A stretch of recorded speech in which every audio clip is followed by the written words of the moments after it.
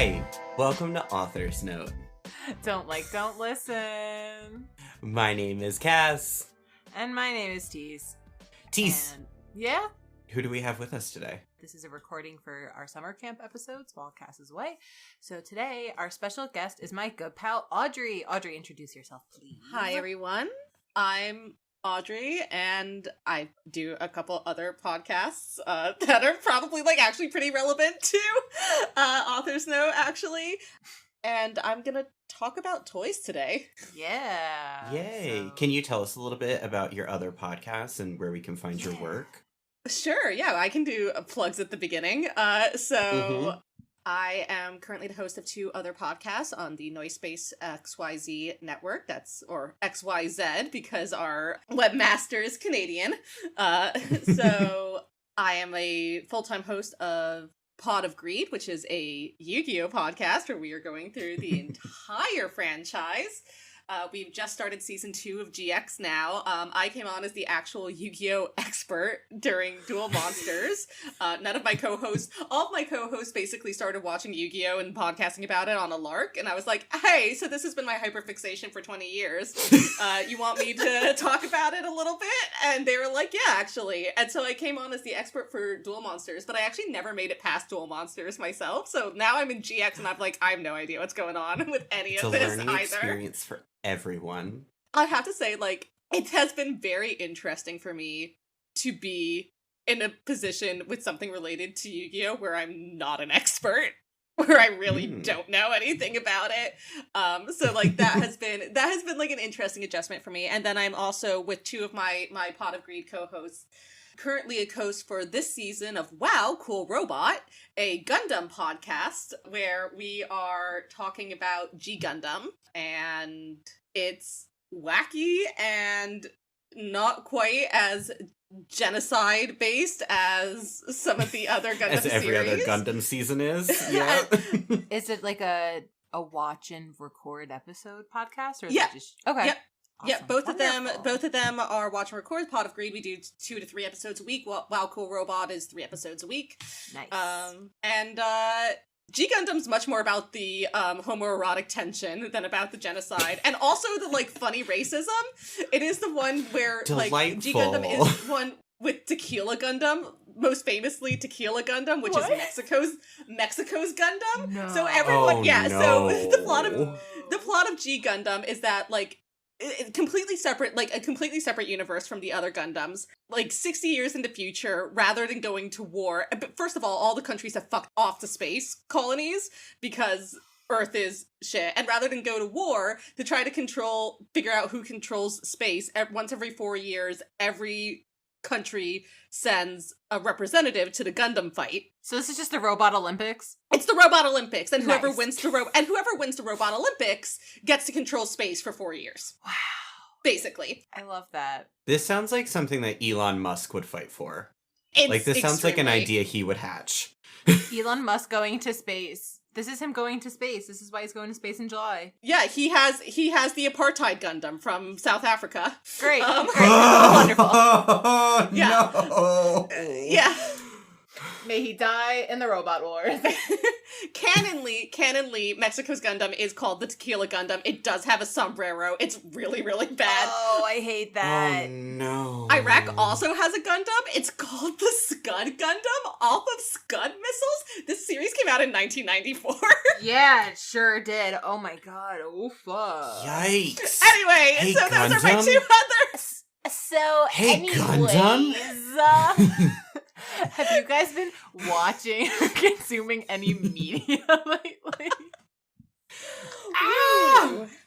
I have been watching MasterChef. Yeah. I've been watching MasterChef. That's all I have to bring to the table. Nice. No pun intended. Congratulations. Audrey, what about yourself? I've been going through all of Star Trek: The Next Generation. That's been my big project for the first time. I'm a huge... I was gonna say, you and 3 other friends of mine are doing that right now. That's so fun. Yeah, it's like TNG or Columbo. Take your pick of old series that everyone's suddenly getting into. Or MASH. MASH is a wild card, but people have been doing MASH lately too, I feel. Yeah. Yeah, I've also seen people getting really into MASH.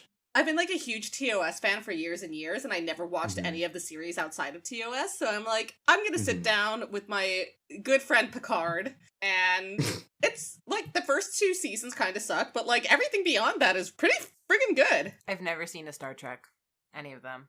They're good I've only shows, seen Brent. The J.J. Abrams movies, that's it. Oh, I'm so sorry. Some of those are also good. Some of them are not. Mr. Zachary Quinto. Love your little eyebrows. Well, the whole deal with them is that they're not little. They're very much not little yes. eyebrows. Yes, that is the point. That's the best feature of the movies. What have I been watching? What have you been watching? Well, I've mostly been reading. Like I was saying, Wow. how I know, shocking. But so as I swore after the interview with the vampire episode, I was like, God will now enter my body and I will read 7 books. And I have been correct so far. I know in the episode a little while ago we talked about reading Thinking of Ending Things, and I finished that. And then I read Ghost Wall by Sarah Moss, which is like a Iron Age reenactment gone wrong little novella. So I finished up that. And it was kind of sold to me as a bog body horror book, but I don't necessarily think it's horror. I think it's more suspense drama related. But I enjoyed it. I thought it was good. I also did finish Girls 5 Eva, which I talked about in I think the last episode that we recorded. So this is going to be like 3 weeks later or whatever. But that last episode really put a damper on me. So I don't know if I'll watch season 2. But that's what's up in the Teese-verse, and I'm reading something else. So I'll hear about that eventually. I watched Tuca and Birdie. Oh, yeah, season 2 Absolutely incredible.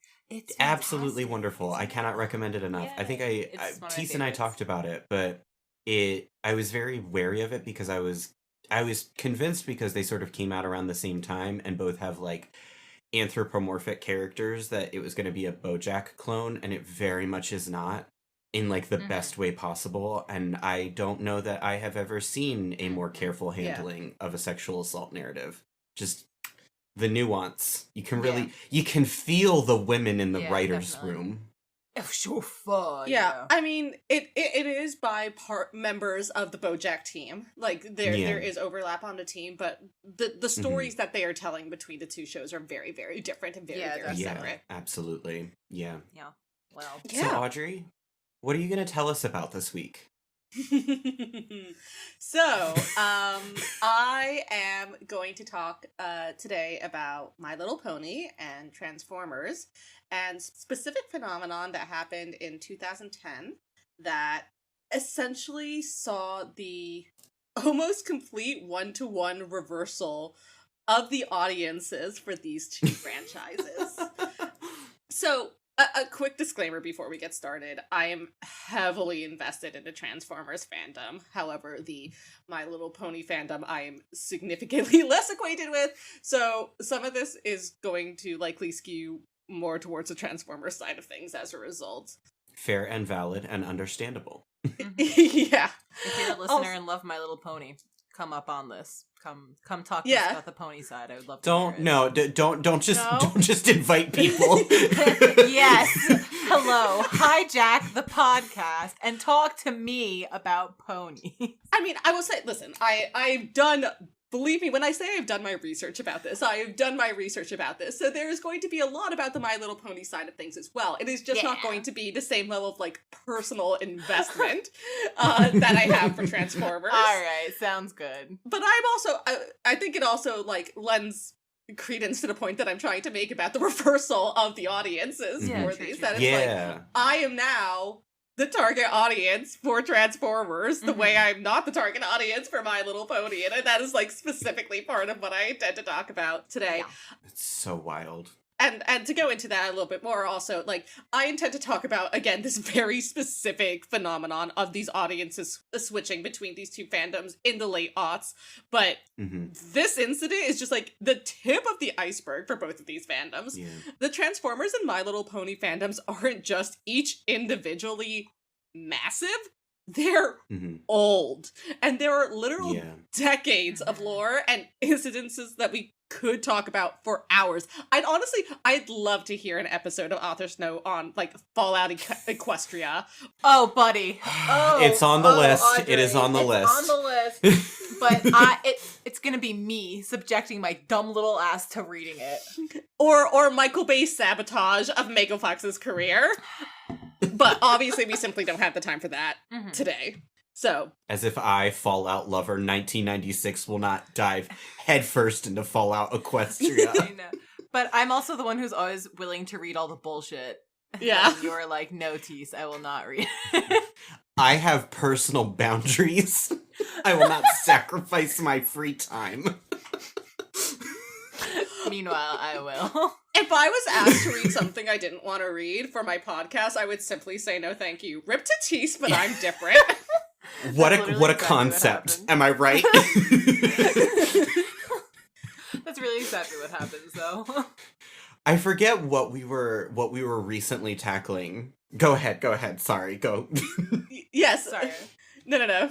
To get into it, like, one of the main reasons that these two fandoms fascinate me as much as they do is that I count both Transformers and My Little Pony among a handful of, like, truly significant fandoms that originated before the 90s and not only survived, but thrived in the internet age and beyond. Other fandoms in this that I include are, like, Star Wars, Star Trek, and Lord of the Rings, to give people an idea of sort of what I'm talking about in terms of longevity and also size. Because there's tons of old fandoms out there, but in terms of the thriving part of it, like, that is what really gets me. And it's also not a matter of, like, reboot, too, because I feel like with stuff like He-Man and She-Ra and, like, Voltron, we have these new sets of fans that are able to ignore old lore because of this sudden because they're projection of it. separate. Yeah. But with Transformers and ponies, man, you gotta know.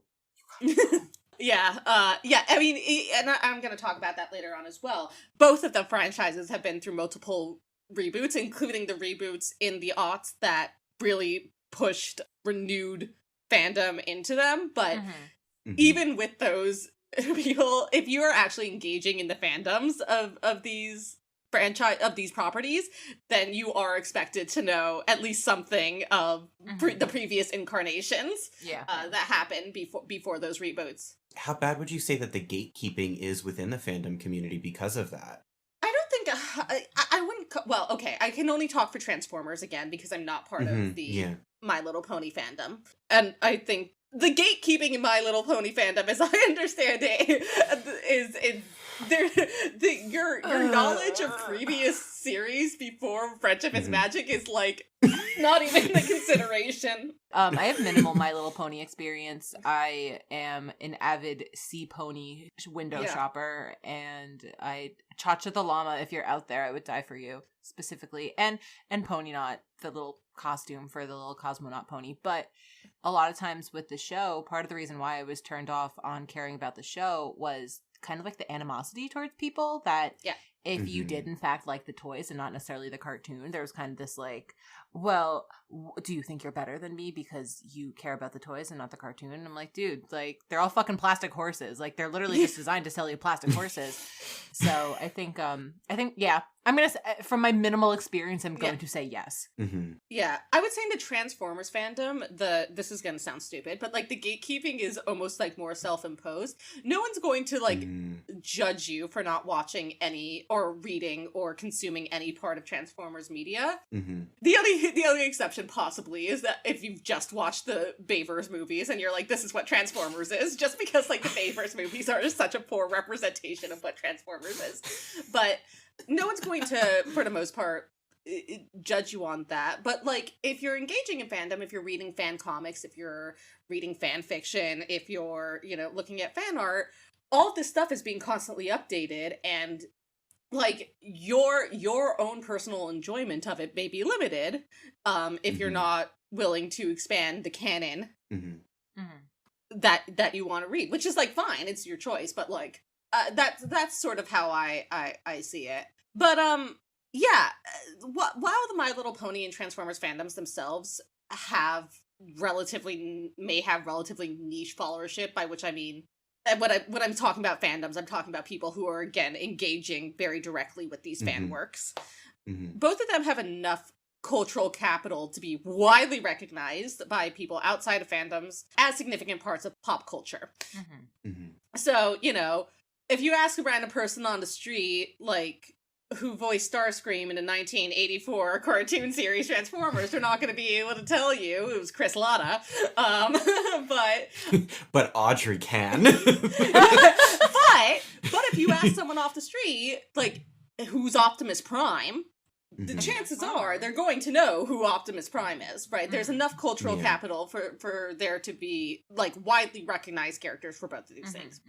So the difference between, like, those other fandoms I mentioned that sort of started before the internet age and have thrived, and My Little Pony and Transformers, and the reason that My Little Pony and Transformers have been able to grow their fandoms and stay as relevant as they are is, unsurprisingly, capitalism. And specifically, consumerism. Because no matter what anyone else thinks of the property is, Transformers and My Little Pony are both, first and foremost, toy lines. Any media built around them is frankly incidental, and it only has one purpose: to sell more toys. Right. Toys. Exactly. Yeah. Cash register noise. Exactly. Well, and the thing about them is that they are both such fantastic toys in the fact that, like, they're perfect for kids to project their imagination onto and play in these really grand games. So, like, they're really enduring toys for, like, the same reason Lego is. You know, it's not quite like how Lego will go in spells where it's like, goodbye, Bionicle. Goodbye, I miss you and I loved you. But, you know, Transformers endure. There are always vehicles, and those vehicles can always be cool robots. There are also always ponies, I guess, too. They can also be big-ass planets. And the reverse of it as well. Cars are always cool. Yeah. Like, there'll always be Hot Wheels. Because Because cars are cool. Yeah. You're right. So, like... girls will always love horses, yeah. Right, there will always be horse girls. God I'll just bless. keep drawing horses. I'll just keep drawing horses. Just keep drawing horses. What a good comic. Yeah, I know. So, I mean, before we can talk about, like, how these fandoms switched, we have to, like, actually talk about how these fandoms started and actually got popular. So, both My Little Pony and Transformers are original Hasbro properties. Hasbro is the single largest toy company in the world, a title which it has enjoyed for more than 3 decades. Other Hasbro original properties include Furby, Gem, Tonka, and Monopoly. They also own the trademarks. Where's my Furby fandom? It exists. Oh, it's out there, bruh. It's there. Where's my Furby lore? It is. Yeah. Oh, it is. I noticed. Have you heard the Furby songs? Furby sing. I have. Thank God. I want new They sing Furby the Song of Titans. animated series. Please, I would love Yeah. nothing more. I want the decade-long Furby comic series. Cass, let's write it. You get it. You understand. Audrey, Yeah. you can join us too. Let's do this. Let's fucking go. The fucking, like, Fraggle Rock ass Furby Bro, that'd be comic. so fucking Henson good. Company, right? get on board. Please. Hello Hasbro. It is us. We are 3 podcasters, and we think that we should write Furby comic. Please, reach us at this time. So, in addition to other original properties, they also own the trademarks for products originally made by Parker Brothers, Kenner, and Milton Bradley. And in 1999, they bought out Wizards of the Coast, the company that makes Dungeons and Dragons and Magic the Gathering. When I say Hasbro, No, but the capitalism biggest is toy- good. Capitalism is good. Antitrust Capitalism laws. is Never great. heard of them. Yeah, Never when heard I of say them. that Hasbro is the biggest toy and game company in the world, I say that with my whole chest. So, this company was started almost a century ago in 1923 by 3 Polish-Jewish immigrant brothers, Herman Hillel and Henry Hassenfeld, the Hasbros. Love Yes, that. originally it was incorporated as Hassenfeld Brothers Incorporated. It was later charted to Hasbro as they grew. In the first 20 years, they originally started the way many Jewish immigrant entrepreneurs of that time did, with textiles, but pivoted pretty quickly to the production of basic toys, which they made out of clay, and they also did like doctor and nurse sets. Like those were their play sets. Interesting. Yeah. And then they got into plastics to send to the military during World War II to supplement those toy lines. So they got into plastic production not to create toys, but to support them, to sell to the military so they could support their toy production. Interesting. So it's just evil and terrible all the way around, is what you're saying here. Well, I mean, to be fair, they were killing Nazis. It was, yeah, true. Okay, you know what? Fair. And opportunity strikes, yeah. Fair. Their first virally successful toy was Mr. Potato Head, which they started producing in 1952. But it would take more than another decade to create the first action figure, which is a term they coined for boys who didn't want to play with dolls when they created G.I. Joe in 1964. It's wild how much we take that term for granted as sort of something that has just like always existed, but when you really break it down to its like bare parts of like action figure, of course that is something that is like developed by a marketing team to like differentiate from like the normal, you know, like doll standard or what have you. That I've never thought about that. Thank you for that wonderful little bulb you have lit off in my brain. Little fun facts with Audrey. Yeah. G.I. Joe was massively popular, and it marked a huge change in the trajectory of Hasbro's success, transforming it from like a stable but otherwise fairly unremarkable toy producer to a major contender in controlling the vast majority of the market share. Hasbro was also smart enough as well to adapt with its environment. So when the Vietnam War in the late 60s made military toys extremely unappealing, they pushed a new narrative for G.I. Joe that focused less on the army and much more on adventuring. Think about like the Johnny Bravo kind of. You mean Johnny Quest? Sorry, yes, Johnny. Jesus. Johnny Quest. It's like... Oh God, redacted. Yeah, Johnny Quest. So, you know, they were willing to be flexible, but that eventually, even that much wasn't enough to help dwindling sales. And by the mid 70s, Hasbro was really actually struggling to come out into black. So, as they say, desperation breeds innovation. And just like Stan Lee's run on Marvel created a golden age of comic characters, Hasbro in the 1980s created a golden age of toy IPs. Interesting. So in 1982, Hasbro launched My Little Pony, targeting an audience of young girls that had for years been dominated by Mattel and their Barbie line. The original My Little Pony line had 6 colorful horses with uniquely colored bodies, manes, and symbols on their hips that in later generations would be referred to as cutie marks.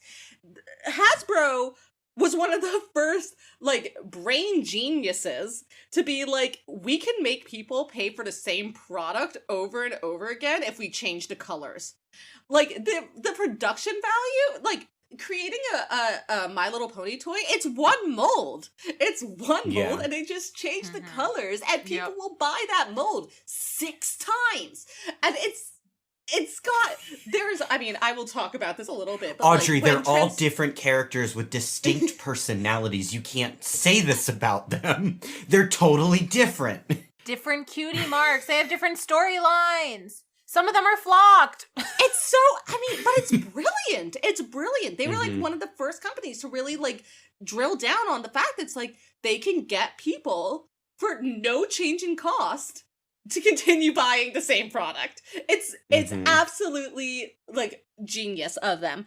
And this affects the cartoon. I'm going to talk about the quality of the media that came out with these franchises as well, because it wasn't very good.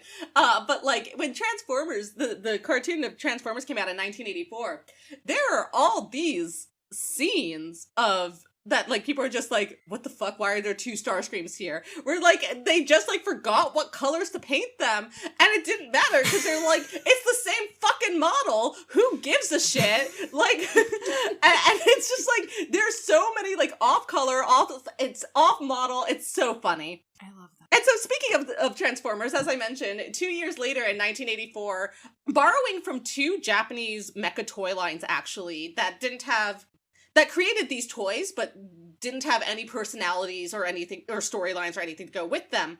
Hasbro launched Transformers, a toy line of robots that transformed into planes, trains, and automobiles, and then they literally took some of these toys from these other toy lines, these Japanese toy lines, brought them over to the US, and then gave them like names and storylines. Was that done legally, or was that Yes, like, yeah. No, they were it was a deal. It was a collaboration. I mean, I don't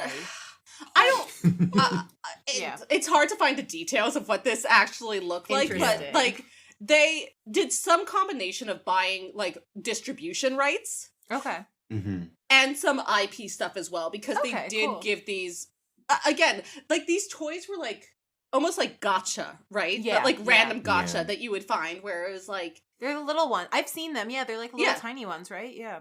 I mean, so there's like the Kios that are still like produced today, but there was just nothing to it. You go, it's like generic robot toy. You go to a store, it's generic robot toy. There was nothing to them. So Hasbro maintained the right to like intellectual property for the characters that they were creating, and I think they like bought the rights for distribution of some of these. Nice. A lot of the original Transformers were actually the robot forms of them, at least, were designed by the creator of the mecha anime Macross, Soji Kawamari. Oh. Yeah. Wow. And then Takara Toys, which still collaborates with Hasbro to this day on Transformers. Are you going to talk about Takara ponies? Because those are like my holy grail of like toy collecting. Yeah. They're so cute. So Takara Toys is a Japanese toy company, and to this day they have a very strong relationship with Hasbro. With the Transformers toys, one of the questions is always actually how you get them to transform, right? Is how you design something that like looks like this robot that you've designed in a cartoon or a movie or whatever, and then also the car or plane or whatever that it turns into. Well, and transforms intuitively enough for children to be able to use them effectively and play with them. I will say that's actually less of a concern. Let the children suffer. Yeah, it's like get your parent to do this. But in any case, like figuring out the logistics of that, like Takara still does a lot of the modeling for that. And they also do like the nice like $200 to $500 statues for Transformers that I would like very much, but I don't have that much money. So this was like the beginning of Hasbro's relationship with Takara, and obviously they have expanded their relationships since then to their other media properties, including My Little Pony and the Takara Ponies, as well as some others. But anyway, between these two new IPs in the early 1980s, Hasbro exploded. To give you an idea of how popular these properties were, by the mid-80s, Hasbro had overtaken Mattel as the largest toy company in the world, beating back their Barbie fortune. Jesus. Yeah. Goodbye, Miss Barbara Millicent Roberts. Yeah. The fundamental difference between these toy lines and the toys that Hasbro and other companies, for that matter, had tried to launch before is that at launch, both of these lines came with cartoons that created lore to support the toys and also spread that lore across the nation and world in an easily digestible format. Suddenly we weren't just talking about figures, we were talking about characters with real storylines that attracted viewers in incredible numbers. For the first time, a toy company had figured out how to generate a fan base that felt a real emotional connection to their products outside of just collector value or the basic entertainment that comes with playing with a toy.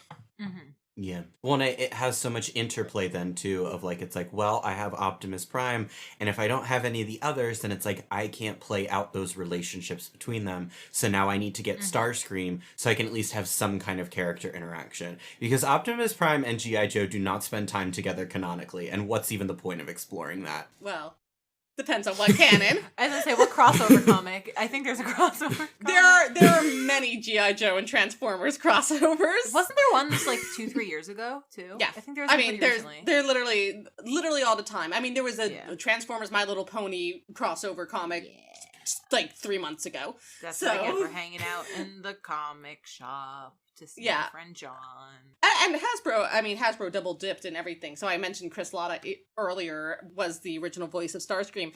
He was also the voice of Cobra Commander in the original G.I. Joe. There you go. So, it's Hasbro cut as many corners as they could to min-max their profits, and it did work. It did work, is the thing about it. So, even today, merchandising remains a huge consideration companies take when they decide to greenlight series, especially cartoons.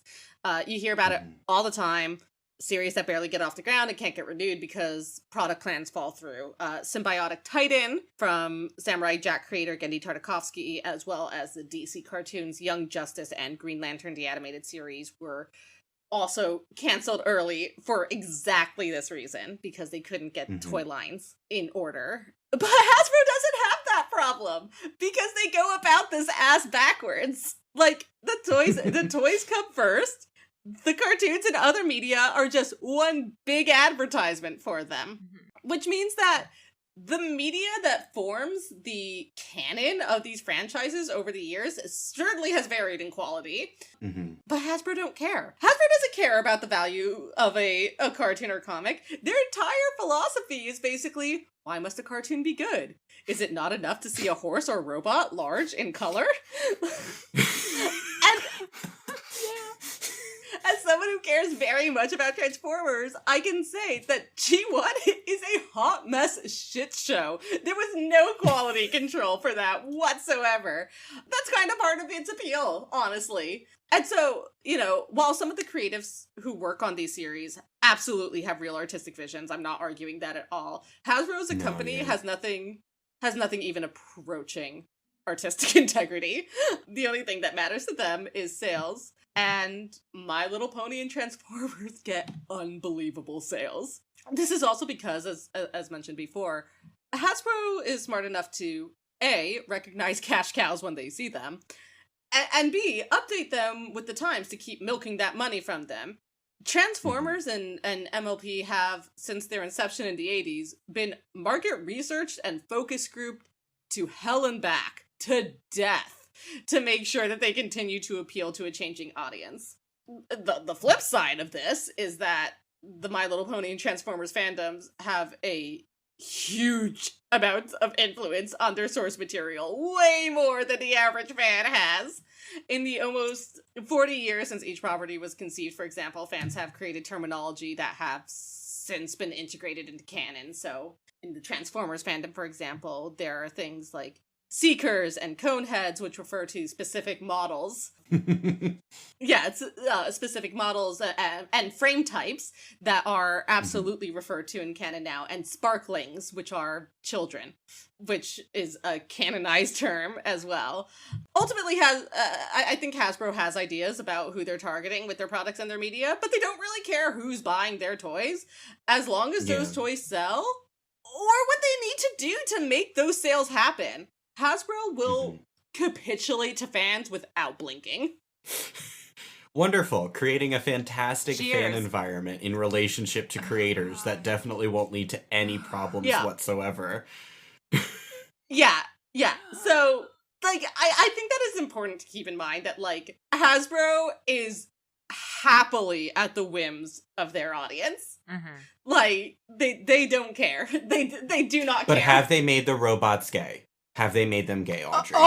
Buddy. Cass. Cass, not only have they made the robots gay, they've made the robots trans.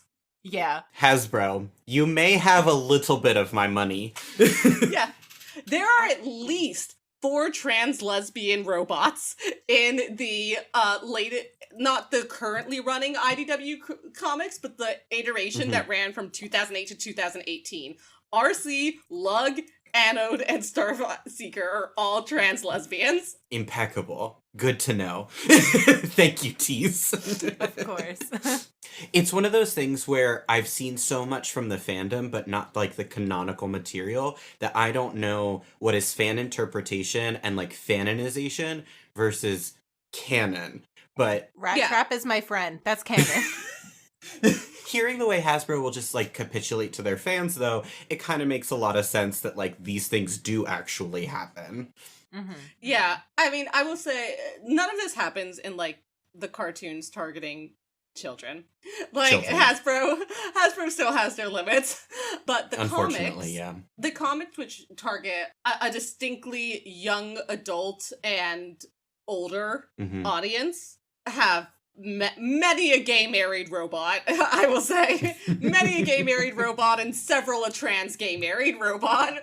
Mhm. Yeah, so, like, this is sort of how, like, these franchises continued for roughly 25 years, from about 1985 to 2010. Transformers had an exception in 2007 when the Michael Bay movies started to air, and they brought the franchise back into a cultural spotlight. But honestly, outside of being a summer blockbuster, it didn't have much impact on the longevity of the fandom itself. Mhm. It didn't exactly bring in, like, a ton of new dedicated fans who were, like, really invested in the franchise. Mhm. And the fans that already existed found the movies to be fairly poor adaptations of the original. Gee, I can't imagine why. Right. Of the original source material. So it didn't really change the makeup that much. There were, I'm not gonna pretend like there weren't, like, any people who got, like, heavily invested from the movies. There were, but it wasn't significant. What it did do was make a shit ton of money, though. Mhm. A shit ton of money. And that sort of brings us to 2010. So, in 2010, Hasbro decided to reboot both of these flagship series. While both My Little Pony and Transformers had had ongoing media since 1985, Hasbro wanted to consolidate the canons for both of them, as well as modernize them in a fun and creative and money-making way. For Transformers, this became Transformers Prime. This was notable for a few reasons. It was the first CGI series since Beast Wars finished airing in 1999, and significantly more successful at it. More than a decade later in terms of how it looked. It also got Frank Welker and Peter Cullen back in their original roles as Megatron and Optimus Prime. And the rest of the voice cast was also pretty damn impressive. It included Steve Bloom as Starscream, Jeffrey Combs as Ratchet, Nolan North as Smokescreen, and Gina Torres as Arachnid, just to, like, name a few members of the voice talent there. Prime was conceived as a more mature series than the last series, which had just ended, Transformers Animated, which ran from 2007 to 2010 as, I guess, sort of like a stopgap between, like, the Michael Bay movies and what Hasbro ultimately wanted to do next, which was, like, also a fun series. It, most notably for me, it has Tom Kenny as Starscream, which I think is a hilarious voice choice. But when Prime came out, it was really aiming to hit a slightly older target audience of tween boys, where, like, Animated was really targeting elementary school boys. Prime really was targeting, like, middle school and above. That was when the Thundercats reboot came out too. I think there was, like, a big push for a little while there for more later middle school, early high school cartoons for boys, I think, is in a whole, because, like, with the Thundercats reboot and stuff like that. And there was something else. Young Justice was still going at that time too. So, like, there's a lot, Yeah. And then for My Little Pony, they created My Little Pony Friendship is Magic. Rest in peace, Queen. Listeners, this is where great googly moogly it all went to shit.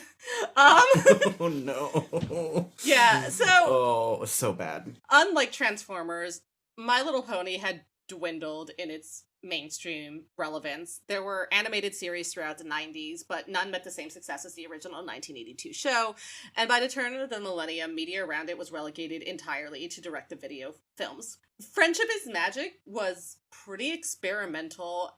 Hasbro wanted to create something that would replicate the success the Bay movies had had for Transformers, but had a limited budget and also concept for what that would look like. The eventual showrunner, Lauren Faust, at first actually had come to Hasbro, pitching an original concept, but they asked her instead to come up with some ideas for a new My Little Pony show. Was that Planetary Girls? Maybe. I'm not sure. I was into Faust's work for a little while there. Yeah, it might be. She was initially extremely resistant to the idea of running My Little Pony. Faust had always found that shows based on girls' toys specifically were disappointing in their messaging, and previous My Little Pony incarnations were no exception, with a heavy focus on what she considered to be frivolous and highly gendered activities like cosmetics and tea parties. Yeah. When she accepted the role of showrunner, she did so with the intent to show the cartoons for girls, and I quote, "don't have to be a puddle of smushy, cutesy-wootsy, goody-two-shoeness." The series was greenlit. Probably, I mean, listen, I don't have the actual numbers for this, sorry listeners, but what I would imagine on a fairly shoestring budget, given that it was animated in Flash. Yeah. So both series were put on what is now Discovery Family, but was back then known as The Hub, which is Discovery Channel's collaboration with Hasbro. And the richer nature of their stories and characters, plus the wide distribution on a major network, meant that they were able to both reach and appeal to a wider audience than previous incarnations had. As with most major cartoons targeting a more adolescent audience, even these days, Prime and Friendship is Magic both found early viewership with a not insignificant population of young to middle-aged adults who regularly enjoy cartoons. Yeah. And then something interesting happened. Those adults got really horny. Stop! No! Robots hot. Ponies I don't get. I won't shame you, but I don't get the ponies. Robots hot, though. Robots hot. Hard agree, and we'll talk about that more. Now, to be clear, there have been furries and clankers for as long as there have been anthropomorphic and robot characters.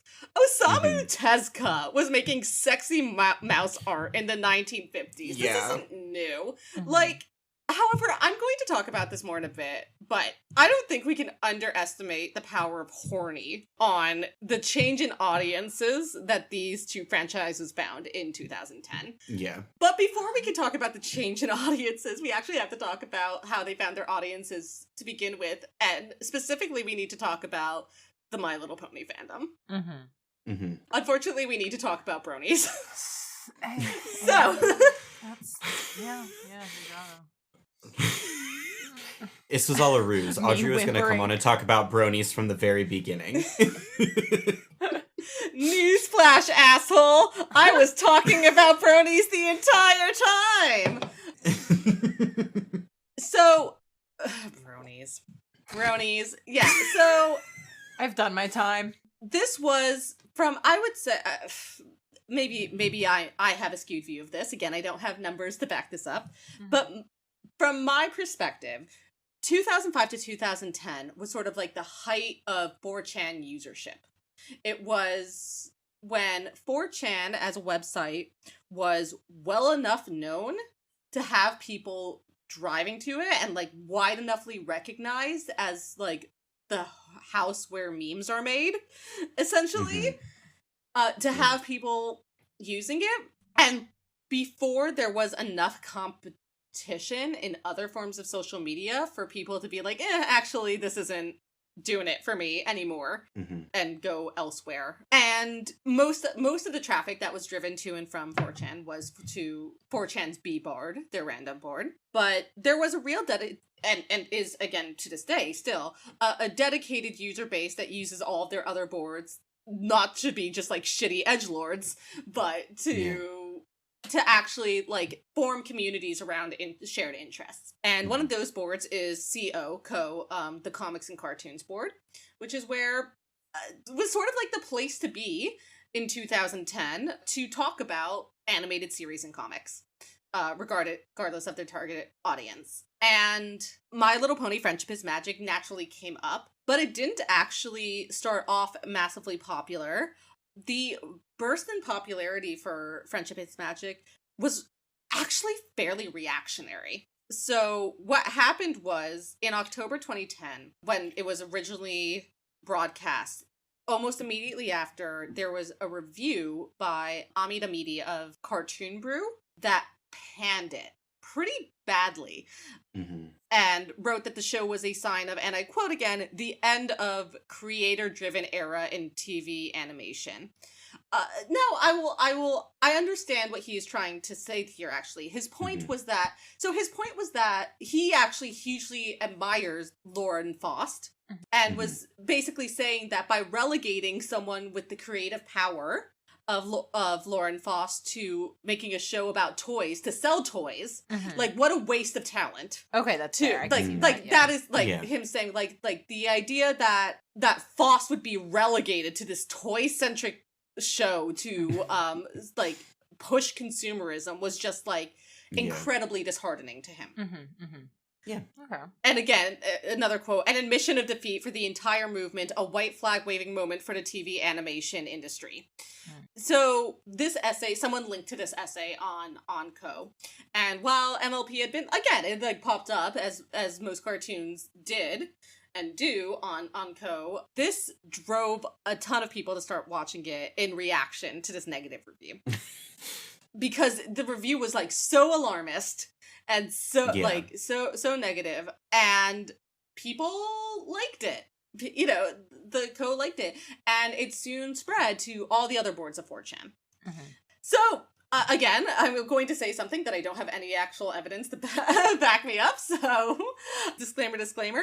I think that bronies are a 4chan psyop gone wrong.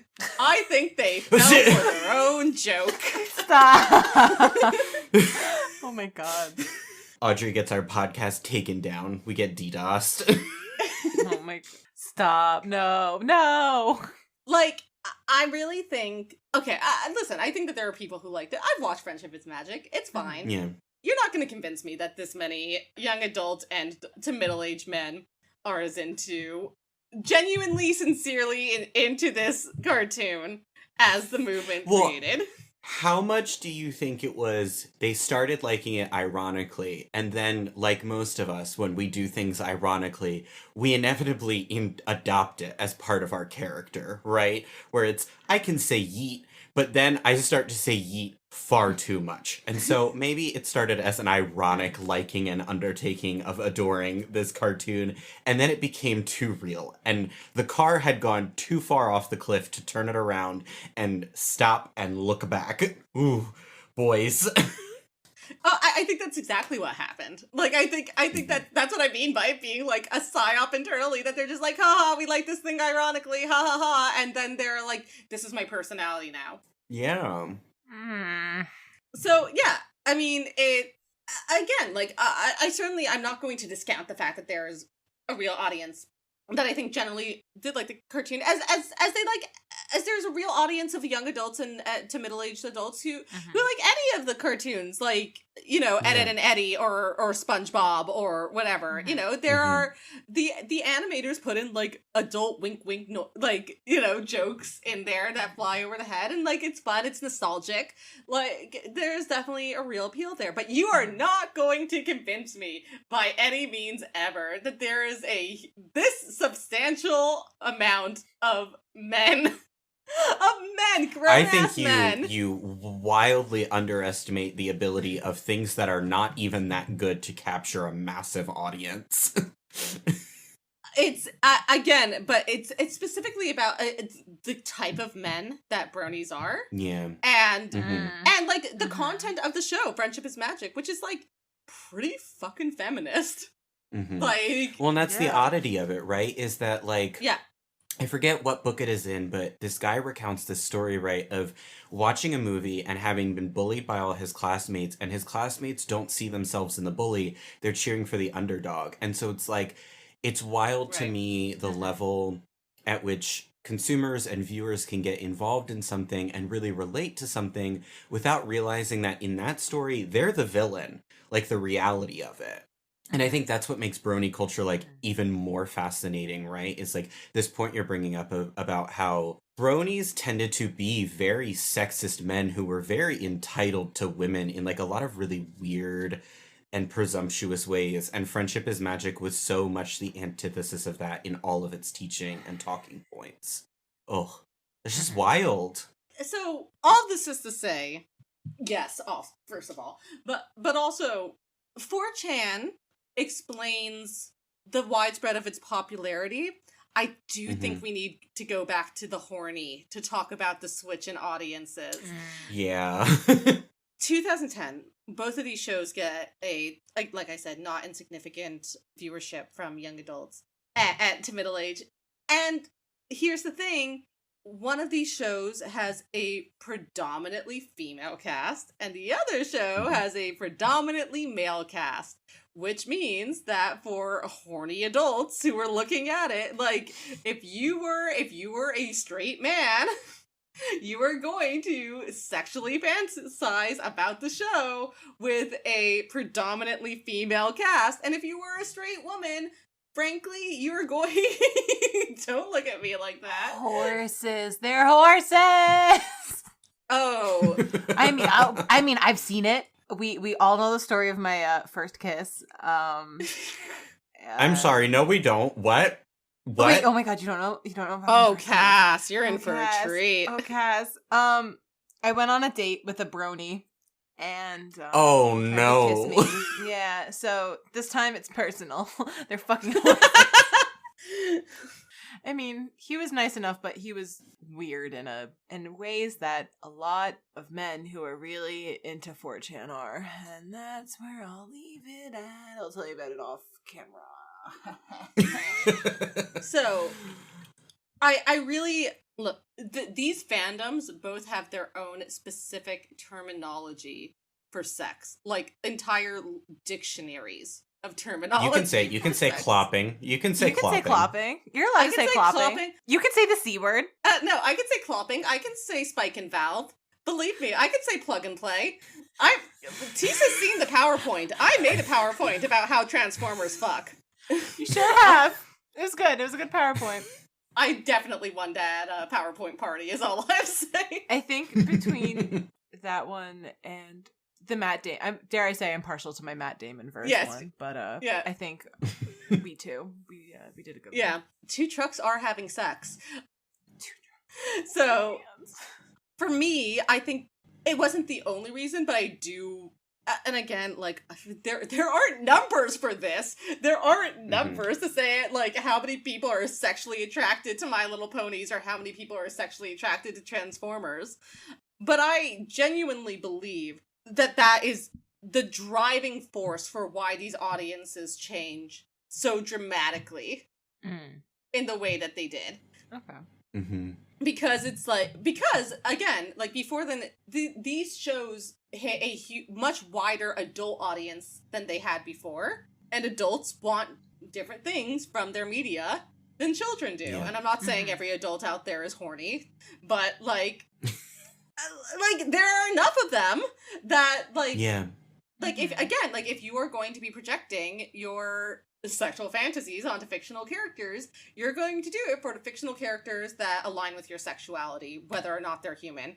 If you're a furry or a clanker, you're gonna do it. You're gonna do it. Yeah. And you're gonna find some things out about yourself if you're not before that. Yeah, true. Question for you. Do you think that there was any relation to, like... So, girls generally, you know, or I should say, adult women were not as into My Little Pony in the way that adult men were. And I'm wondering if part of that had anything to do with the fact that, like, women don't need to sit down and watch Baby's first feminist lesson.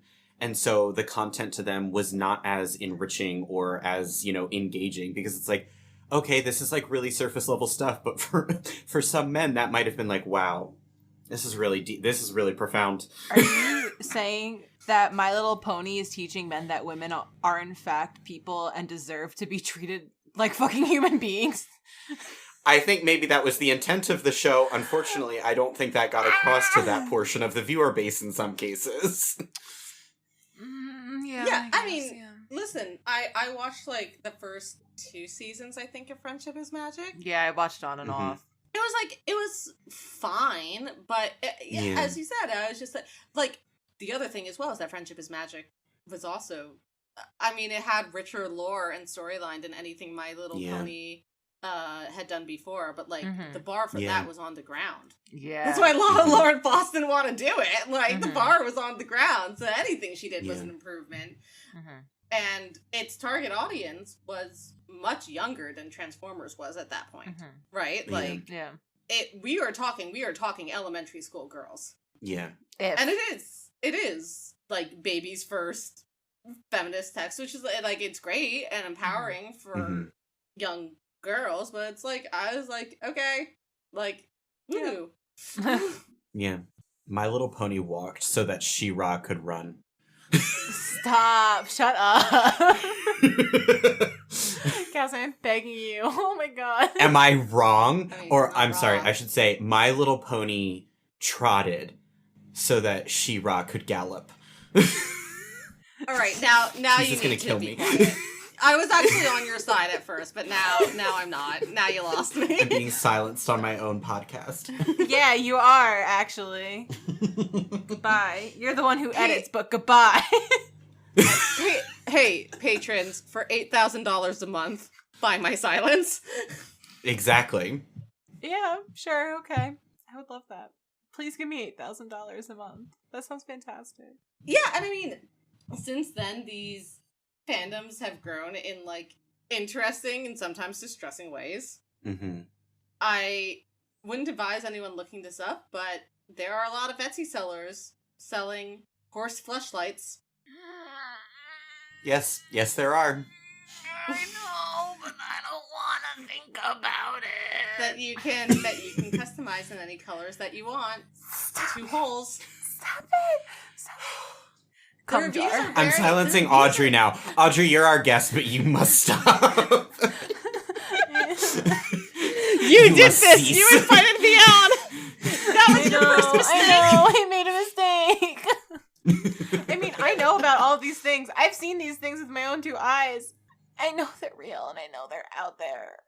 But I don't want to think about it. There are The quote-unquote stories, issue, though. right, with bronies isn't the fact that, like, you know, it's adult men being sexually attracted to horses. I don't give a shit. Sentient horses. That's my qualifier. What I do care about, though, is the fact that And those some adult men then dragons. made that so fandom. It made that fandom so uninhabitable and so inhospitable to children. And so, like, children couldn't enter those spaces Right. without being Right. bombarded by pornography. That's a huge problem. Which is so fucked up. Yeah. I mean, Yeah. there is, I mean, you hear about it frequently, but, like, I think about all the stories of, like, moms who buy their children, like, MLP toys, and they end up being sex toys, they end up being fleshlights again! Whoops! You accidentally bought a fleshlight! Oh.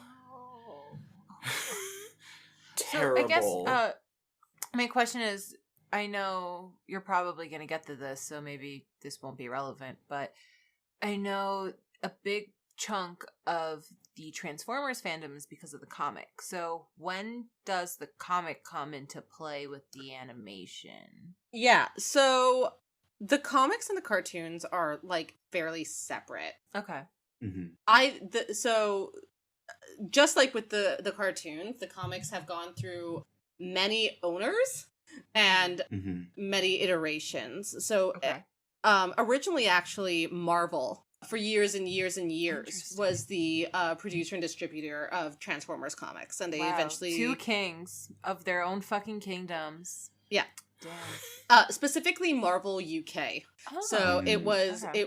based in England, and I think that actually contributes to some of the culture around the comics today, because a lot of the writers are still English. Okay. Specifically, James Roberts, who is credited with writing some of the most, like, progressive queer parts of the IDW G1 comics, is English and Okay.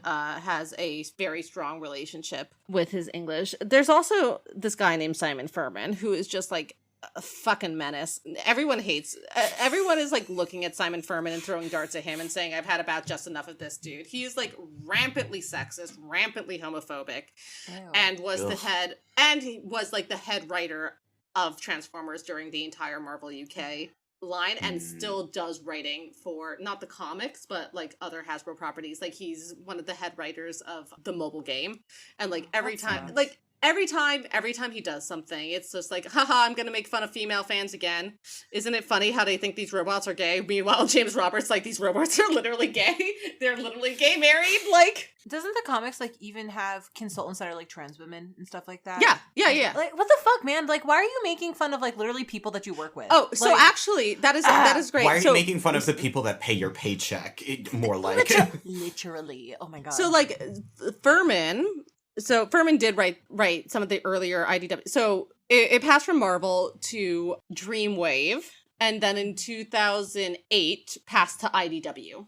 Okay. All of the Hasbro properties transferred to IDW. So IDW does all of them, frequently crosses them over. So there are G.I. Joe crossovers, there are My Little Pony crossovers, there are ROM Legendary Defender crossovers. There's Ghostbusters crossover where they have to capture Starscream's ghost. It's really funny. Oh my god, that's good. It's actually a good comic. But yeah, ever since the IDW 1 comic that ran from 2008 to 2018, we are now in IDW 2, which I have not kept up with. But IDW 1 ran from 2008 to 2018 and has moments of it that are quite progressive. There are also moments of it that suck shit, and those moments are mostly again because of Simon Furman. So he introduced the first trans character in RC in the 2008 comics in like the worst, most transphobic way that like you could possibly imagine. So he's like, there are no female Transformers. Transformers don't have a concept of gender. They all use he, him pronouns. There are no female Transformers. RC got captured by an ancient evil scientist and got gender introduced to her as a form of torture. And now she's a woman. Wow. Okay, so there's going to be just like a whole episode unpacking that one. Wow. Yikes. Yeah, it's pretty fucking bad. Okay, let's move on before I think about that one too much.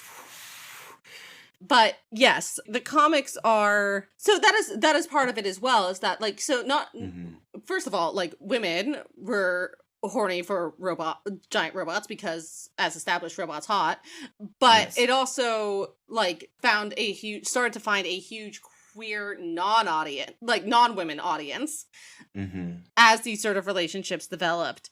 And the comics specifically, way more than any of the shows actually, go way more into actual lore for like the species, like how the species operates, and like what a 4 million year long civil war looks like, and things like genocide and class. Like, it's a class war. The entire thing starts off as a class war. Megatron literally writes the robot equivalent of the Communist Manifesto. It's called Towards Peace. And it's literally the robot Communist Manifesto because he was a minor relegated to like working in the mines because of what he turned into, and a functionalist society that said that you could only be what you transform into, and he railed against that because he was a poet. Like, I could go on about Transformers lore for a long time, but it's good shit, OP. It's good shit. It's tasty from what you've told me. So yeah, but yeah, I mean, I feel like there is so much. Bronies have made such a name for themselves at this point that they're like, there's so much more we could talk about, but like, I don't know how to go any further. Like, this is just basically me being like, how did Hasbro respond to all of that? Like I said, Thog don't care. Thog don't care. Hasbro doesn't care. Hasbro is like, we are. I mean, listen, Hasbro's never going to be like, yes, you can fuck Twilight Sparkle, but like, like, they're not gonna come out saying that, but like, if they're selling toys, they're selling toys. As long as, I mean, I think even Hasbro, capitalist consumerists as they are, have had to, at least in spaces where they do have control, you know, try to make it clear that it's like, you can't chase young girls out of these spaces or whatever, and you know, try to make sure, like, protect kids. I think they have both a moral and, frankly, more importantly to them, legal responsibility to make sure that that happens. But like, the reality is that Hasbro actually doesn't have control over that many spaces. Yeah, there are conventions that they can control a little bit, but like, outside of that, it's like, I mean, they're not on AO3, they're not on DeviantArt. They're not. They're not on. Thank 4chan. God for that. Yeah. Has Right? Hasbro ever done anything that's like, I don't want to say a competition because I fucking hate the concept of like companies doing competitions, but like kind of been like a, hello, we will produce this pony or transformer if you win. Like, have they ever done anything like that? Because I feel like Donate that $10,000 to her to my video game Kickstarter, and you can Shut be in up! one frame. Stop! Don't even talk Your about fan that. troll will be in one frame. Oh well, did you also hear about the My Little Pony Kickstarter? There was like somebody attempting to do a My Little Pony like fighting game essentially, and that bombed. I don't think it ever got the full funding because it ended up being like a total hoax, like money scam type deal. But there was like an attempt by some third party group or something like that. I read about it like once, like a few years back. But I'm always curious to know if there's something like that that goes on, because I feel like then that also kind of brings some entitlement as well from a fan base, because it's like, we created this is ours. Yeah. And Yeah. with My Little Pony, there was a lot of that too, with like, I hate the name, but like, Derpy Hooves, then later got renamed to something else, and then like Doctor That Hooves wasn't and as shit able like of. yeah, yikes. I mean, Stony Pony is real and he's out there. Even if he's not in the cartoon, Stony Pony is real and he's my friend, just like how Rat Trap is. And Rat Trap. but like with Transformers, like I have a friend who actually has like done a cover Yeah. for IDW Right. before. Like I'd assume people have like their own Transformer OCs. Like Yes. So I would say the concept of OCs being integrated in canon, Mhm. not so much. Okay. But as you mentioned, like the sourcing of artists and writers and consultants or whatever from the fan community is massive. Mhm. Massive, massive, Okay. massive. So there are a few writers and artists that IDW regularly works with, but there are also, I mean, Sarah Stone, who, for example, who I think a lot of people know for her own work, her own original work featuring sexy robots. But before that, she started off actually as like, well, I won't say she started off, but she was a big fan of Transformers Prime, created human former designs, which is what people just refer to as Gijinka for Transformers as human formers. Yeah. Human former designs for all of the Decepticons in Prime. I have the set of them actually that I bought from her at New York Comic Con before she was an official artist for the series, and then ended up doing my favorite art for the official comics. Oh my God, Now, that's so cool. Oh, that's wonderful. one of the series she did, the art for Windblade, is pretty good. The other series is not as great, no fault of her own. It's just badly written by Mairead Scott, who's not a good author, sorry. But when everyone was like, years after Simon Furman fucked up RC, and everyone was like, oh shit, we need to do something about RC, and like this whole issue, they reached out to a fan who's a trans woman and asked her to, and basically brought her on as a consultant to be like, all right, how do we make this like not horribly transphobic anymore? Yeah. And asked her to help out with that. When again, tons of artists, cover artists, actual internal artists, they are incredibly engaged with the community, and like again, incredibly tapped in with the community because Hasbro makes them. Hasbro's like, are you selling, son? And if they're not, then they need to switch it up, or they'll probably get canceled. Well, I think Audrey, you really, I can't even think of a joke here because they're horses and they're robots, and I love my friends who are horny, but sometimes people need to go to horny jail, and that includes bronies. Sorry. Where can we Thank find you so much for online? coming on, and thank you so much for joining us, Audrey. It was delightful, and I loved learning about this. Where can we find you online to really, lambast you with our opinions about bronies? Yeah, great. I mentioned my other two podcasts before. Well Cool Robot, which you can find on Twitter at Well Cool Podcast, and Pod of Greed, which you can find on Twitter at Pod of Greedcast. You can find both of those shows, as I said, on Noisepace XYZ Network, which is at Noisepace.xyz. You can find me personally at Optimum on Prime on Tumblr and Twitter, which after an hour plus of discussing this is my funny robot internet joke. And Teese, I don't know if you ever mentioned this, but Teese and I are theoretically trying to start a website. Oh God! Oh Jesus Christ! Yeah, I haven't. Yeah, so Teese and I are theoretically trying to start a website. You can follow at The Reticulation on, that's TheReticulation on Tumblr, Facebook, and Twitter for updates about that website that we are trying to start to spotlight and uplift LGBT voices in the realm of pop culture criticism. We should really get back to that. We should, shouldn't we? Yeah.